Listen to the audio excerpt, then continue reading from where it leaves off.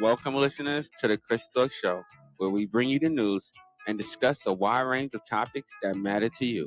The show starts right now. Can you feel it? Can you feel it? Welcome, listeners, to another episode of the show. I am your host with the most. Welcome, all my listeners. Let's give a shout out and welcome Silent Ed, our producer, our sound man in the back. All right, folks.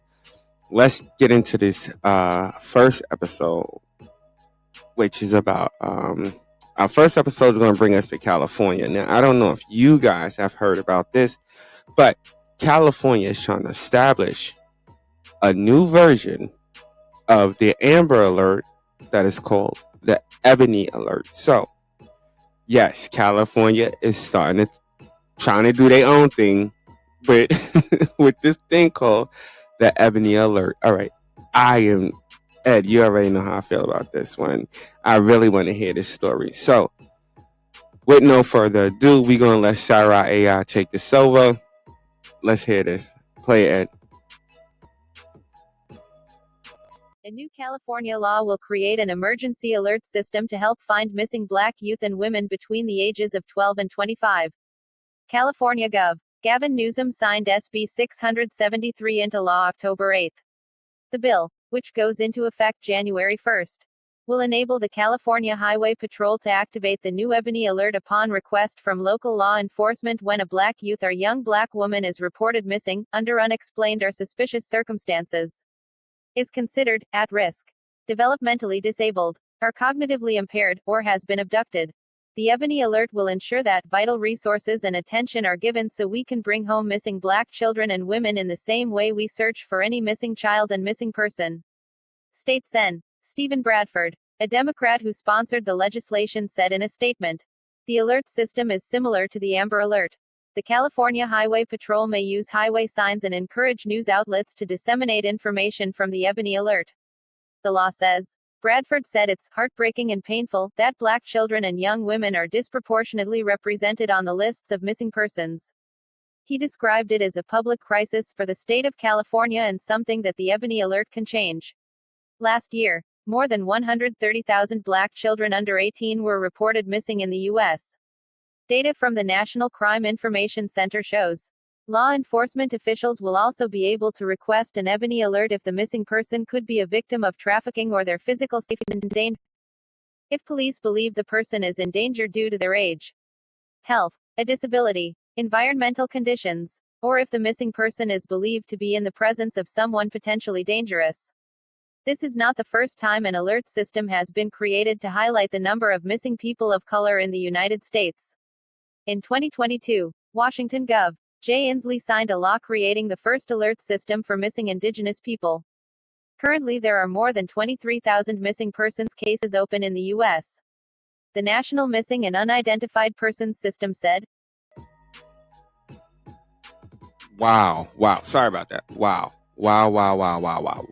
That's all I can say to this is wow.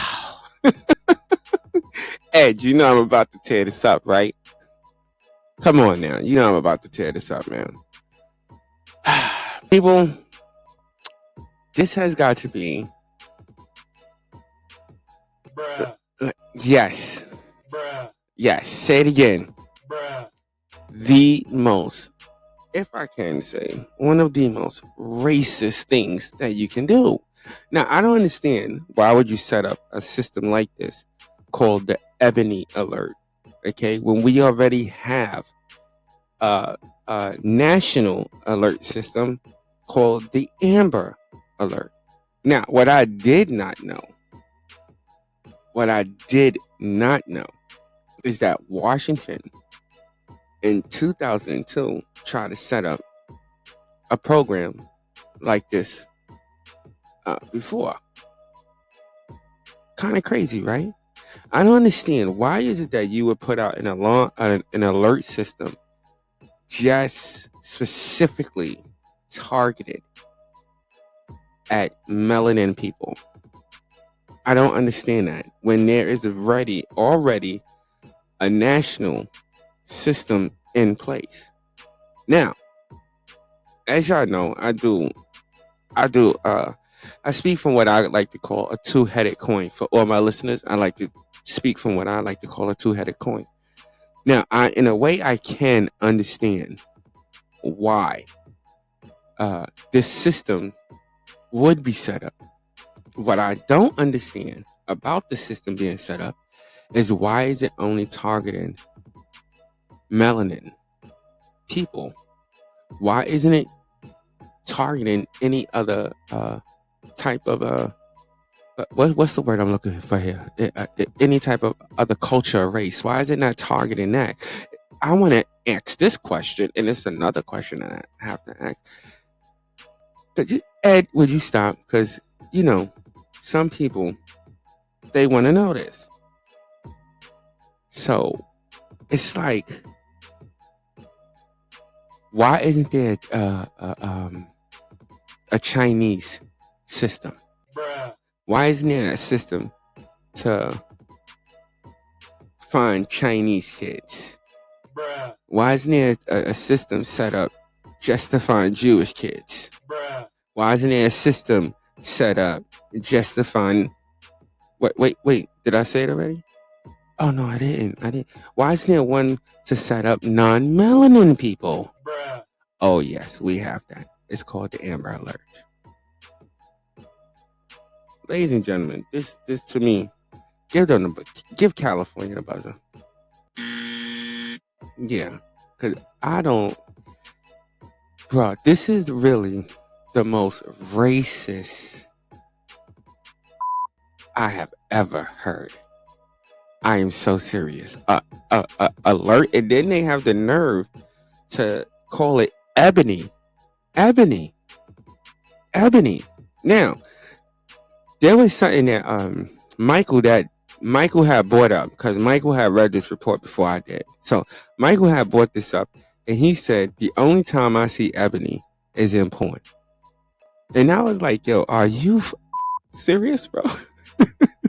Like, yo, what type of is that, man? But I even we do our little research, and I found that everything that has to deal with the young melanin group has this Ebony title under it, and it's just kind of weird. I need to really look that up and find out where this Ebony term is coming from, because is this another way that we're identifying minorities? Wait, what? Yeah, that's what I just said. Is this another way for us to identify minorities? Is this another way for the government to sit there and identify our melanin people? I mean, just take a second to think about that, because there is, I'm sure you can look around. There is no other system like that. There's not one for Asians. There's not one for Mexicans. There's no system for that. Wait, what? No, there isn't. Bruh. No, there isn't no system. But these people in the government found it necessary to put up one for people with melanin.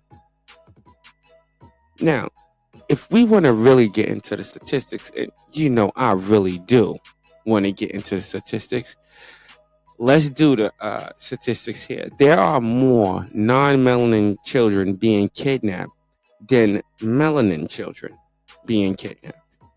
Okay? Now, no, that's the stat. That's the stats. Listen, if you don't agree with them, then you don't agree with them. If you want to look it up yourself, you can. I see somebody writing something right now on this thing. Listen, if you want to look for it and go about it yourself, you can. But I'm just telling you the stats. Okay? Now, are there a lot of dark-skinned children being kidnapped in America? Yes. But let's not forget this, okay? And this is my point with this government. It doesn't matter the color of the skin of anybody that is being missing. Somebody is being missing. Somebody's missing. Should it matter what they look like? Should it matter the color of their skin? Should it matter how old they are? That none of that stuff should have to matter. It is just that there is a human being missing. That's what should matter. But the government itself is not going to see it that way, because the government is part of this type of corruption. The government is playing its part in these kids going missing. So you are setting up this system. You're setting up this alert system for what? Bruh. For what? For what? I don't yo, Ed, I'm sorry. I do not, and to all my listeners, I do not understand the point of setting up the system, because this system makes no sense to me at all. We have the Amber Alert. That should be more, that should be good enough. If anything, make it better. Make it better. And then this is just for this state, only for this state. So my question to the state is this: what happened if somebody, a young child, God forbid, is kidnapped and then sent to another country? How do you get them back? Bruh. That's what I want to know. How does this system in California work when a melanin child has been kidnapped and taken to another country? How does that work? Bruh. Are we going to go over there and retrieve them? I don't think so. That's why the system is just a bunch of bullshit, man. I'm sorry. Ed, hey, listen. The people ask for this, I'm giving it to them. Okay? It's a bunch of crap, y'all. The system is a bunch of crap. And if anybody, any of my listeners are in California and you're listening to this, you need to go to your governor and stop this stupid legislation from passing at all. Oh, yeah, okay, it already passed. Well, get it removed. Get it removed. Yes, if you can, go out there to all the people in California, get that stupid removed, bro. Cause I'm telling you, Ed, it is the. Let me just keep it real, man. The bill is a bunch of, and you know it, man. You know it. You know it. I know it. You know it. This government is messed up completely. That's just my view, and that's my opinion. Everybody, thank you. Thank you, Silent Ed, for that. That's just my view and my opinion on that story. It's just a bunch of BS that California is doing. They are sitting there setting up this system for nothing. And this is a non-melanin dude trying to get the system up. California, I don't know. My personal opinion about California is it's the devil state. That's what I see it as. It's the devil state. That in Atlanta. Well, you know, Atlanta is the alphabet city, the alphabet capital of the world. So that's not funny, Ed. It's the truth. Atlanta is. What, are you serious? Have you ever been to Atlanta? Have you? Yeah, go down there. Go down there if you want. Listen, I'm telling you this: if you go down there and you try to pick up a girl, you better pull birth certificates, old, new, driver's license, everything you could pull, boy. I'm telling you right now, you think it's a girl. You think it's a girl. All right, y'all. Ed looking at me crazy. All right, y'all. Let's get into the second story. All right, no, what are we gonna do now, Ed? We gotta pay the bills, right? Yeah, so we gotta pay these bills real quick. So let's pay the bills. Ed, pay the bills, and then let's get into this. Let's get into the second one. All right, y'all. Ed, pay the bills. If you like this content and want to hear more of it, hit that like, subscribe, and notification button. Also, feel free to leave a comment at the end of the show. Check it. All right, bills paid. Yeah. All right. Cool. Let's get into the second one.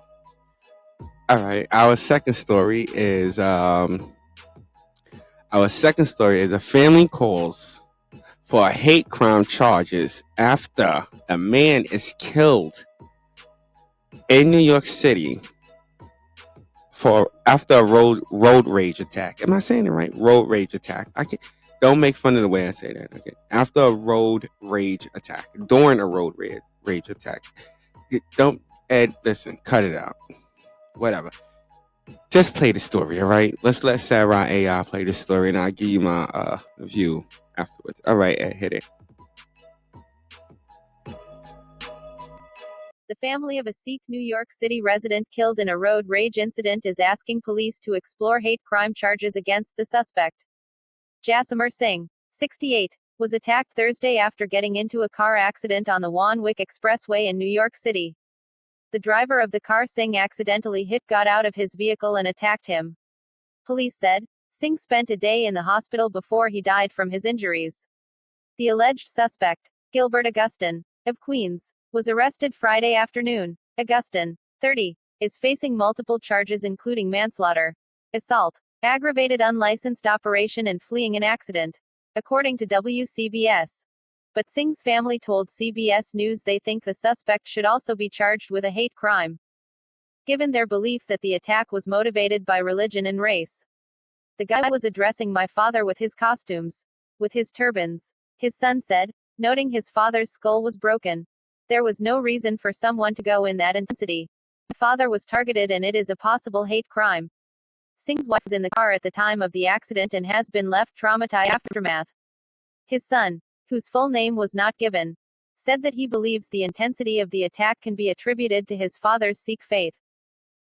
New York City Mayor Eric Adams posted about Singh's death on X, formerly Twitter, saying, Jasimar Singh loved his city and deserves.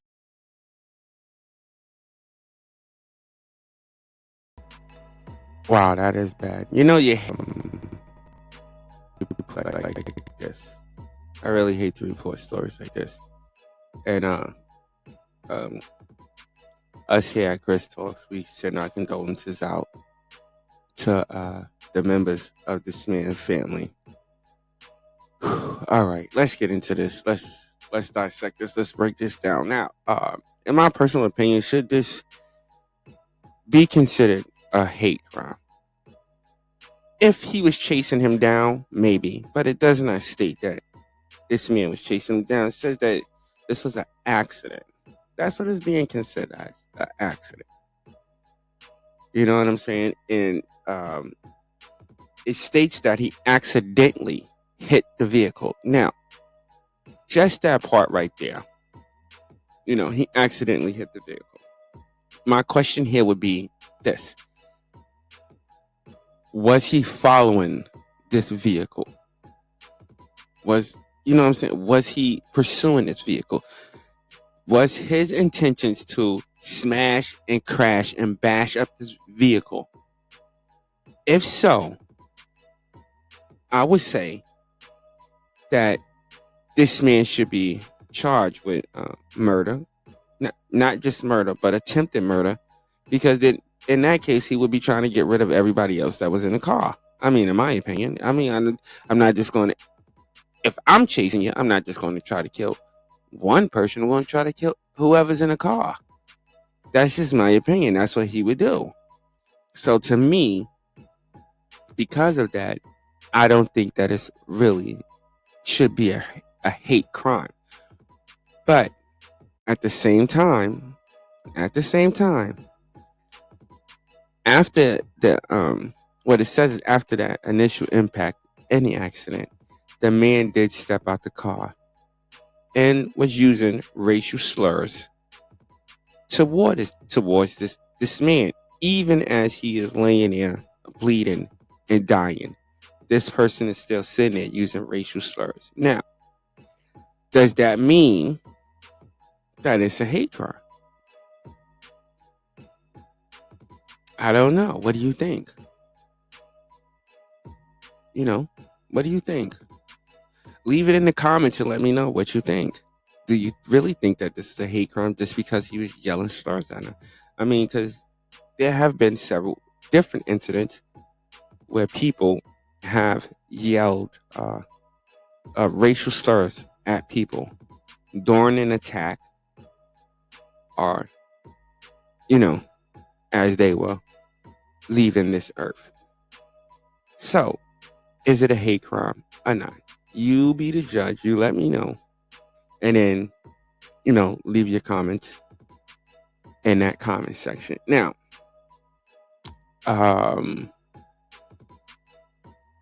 another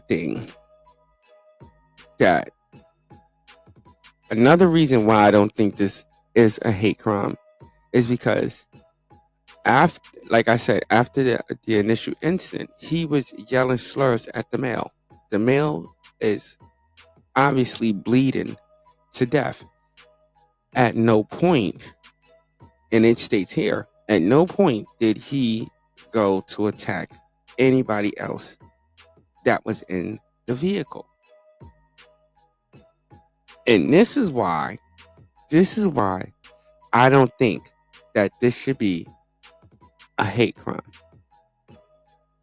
That's why I don't think it should go as far as a hate. Now, another thing that they were stating was that I think they said that they was going to charge him with attempted murder or something like that. Was that it? Hey, you bring that up on the big screen for me?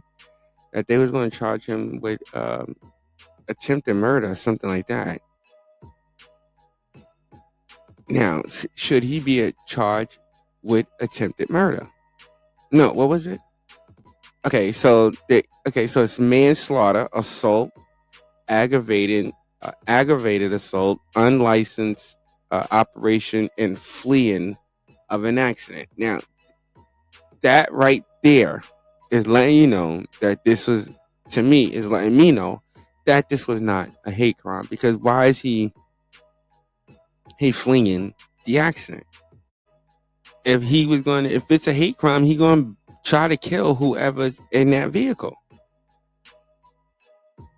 I'm just keeping it real. You know what I mean? That's just my opinion. Now, the manslaughter, the assault, the aggravated unlicensed operation, and fleeing of an accident. Yes, all of that stuff. Should this man be charged with that? Should that person? Definitely. I think those charges should stay. Definitely. But the hate crime, I mean, like, lady, I think, yeah, do it again, please. Bruh. Yeah, at that point, ma'am, you are taking it too far. Because if it was that, none of y'all would be alive. So, no, I don't think he should be charged as a hate crime. But all the other charges should definitely stick. Definitely stick. All right, listen, we're going to read the comments here real quick. One person wrote, "What a terrible thing. I say change. I say, is this, read another one, because they not even writing this right. I say change. Who says that? I say change. I'm sorry. Let's read the next one, because sad situation, and a life was lost due to the stupidity and over something that could have been dealt with differently. Now that makes more sense than that last comment that I was about to read. It's ridiculous. I mean, people, if you're going to put comments in the comment section, make sure you get your letter and everything straight. Your words, let it be straight, and let the spelling be straight. This way, other people could read what you're saying. You know what I mean? So let's get that straight. Now, yes, this is a very, very sad situation, and like I just said, this could have been dealt with differently. Definitely dealt with differently. Okay. It says, now, if a hate crime can be proven, was there any words exchanged, and was there anything said, or were there any witnesses? Now, they don't say that. The only witnesses apparently was the family, and according to the family, there was slandering. There was that happened. So, do we take the word of the family members? I don't know. Also, leave that in the comments. Do we take the word of the family members and what they're saying? Do we? I don't know. I probably wouldn't at that time, because there would be a lot of trauma going on. So there would be a lot of anger and a lot of different emotions flowing through, at that moment. So at that moment, I probably wouldn't take their word for it. That's just me. But this person could have handled whatever what was going on in a different way. There was an accident. He stepped out. He started yelling at the guy. That's basically what happened. Now, the question is, who caused the accident? That's the question. Was it this guy? Or was it the other guy? Was it the guy that's dead? Or was not? I don't know. This is when road rage, and this is a real big, semi-big problem to me in America, because some people, they get into this crazy, I don't even know how to explain the rage that people go through on the road just because you cut them off. Now, ladies and gentlemen, let me say this. It would be in everybody's best interest during these situations that you try to, that your reaction is not that of rage. I don't know how else to say that. Because what usually happens is things like this, and you end up in jail, or you can end up in the hospital. Now, if I'm correct, Ed, there was an incident, I think like 2 days ago, with road rage. I forgot where was we at? Yeah, Staten Island, Holland Boulevard. We had witnessed a situation of road rage, and I'm pretty sure that guy went to jail. In that situation, there was the horns beeping, there was cursing back and forth, stopping at a light. Somebody got out of his car, a non-melanin male got out of his car and bashed what was it, the side window, right, Ed? The bashed in the side window with one of them little crowbar things. I don't know. Whatever it is, the crowbar, the separate part of the jack. That second part. And just smashing his window. You know what I mean? And then drove off. And the crazy part was he swerved in front of the guy's car and drove up the block. And then this guy proceeded to follow him. You can only imagine how that situation ended. But, ladies and gentlemen, are you really, like, just for 1 second, think about it. Is your life, or your freedom, really worth? Is it really worth it because somebody cut you off? I mean, just ask yourself. For all of my listeners that drive cars, ask yourself that. Is it really, really worth it to hop out your car and go to attack somebody because they cut you off? Now, me, personally, no. To me personally, it's not worth it. I'd rather just flick you off and then, just keep on driving. That's what I would do. Like, that's what I'm Bruh. gonna do. Yeah, that's what I'm gonna do. I'm gonna flick you off and I'm gonna keep on going. To me, it's not necessary. Not really. Is it necessary for me personally to encounter you? Unless you like, I see if he hit his car. Like if he had, you know what I'm saying? Like some people they do some crazy stuff. They hit your car a little bit. Then yeah, that's a different story. But he didn't hit his car. This is just some stupid incident of road rage. And then this man loses his life over it. And the question is it really worth it? At the end of the day, people, no. Any type of road rage it's never really worth it. Because at the end of the day, you can lose either your freedom or your life. And when it's your freedom that's lost, trust me, you're going to be sitting in that box saying, I should have dealt with this in a different way.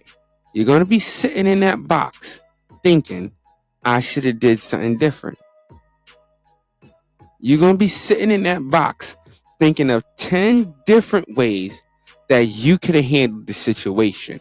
And after you think about that, then you're going to start thinking about all the stuff that you were supposed to do the next day. I'm dead serious. I'm dead serious. Once you sit in that little box, you're gonna be like, man, if I just would have just like, if I would have just flicked them off and then kept driving, I could be at home right now watching TV.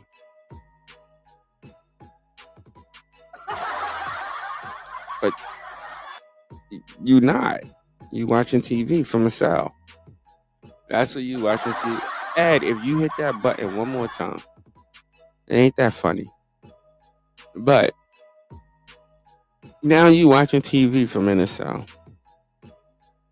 with a bunch of I don't even know what's in jail no more. Do they still have all men jails? Like, do we still have all men jails? Okay, well, you're gonna be sitting in an all man jail. Okay? All man jail. Looking at them walls. And you're gonna be sitting in there with murderers and all these other type of people. And you're gonna wish that you wasn't there. And the only thing, 1 second could have changed all of that.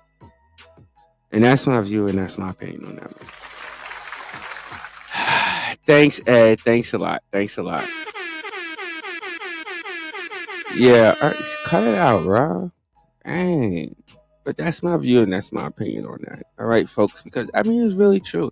If, ladies and gentlemen, if we would just take, and I always like to tell people this, if you could just take 1 second to think before you do something, it can change your entire life. Just 1 second. Just like 1 second can ruin one decision can ruin your life. One decision can change your life. So in these situations, and when you get in these situations of road rage and stuff like that, just if you can, try to take that 1 second to think before you act. Because one bad decision in 1 second can cost you years of your life. And sometimes it can cost you your life.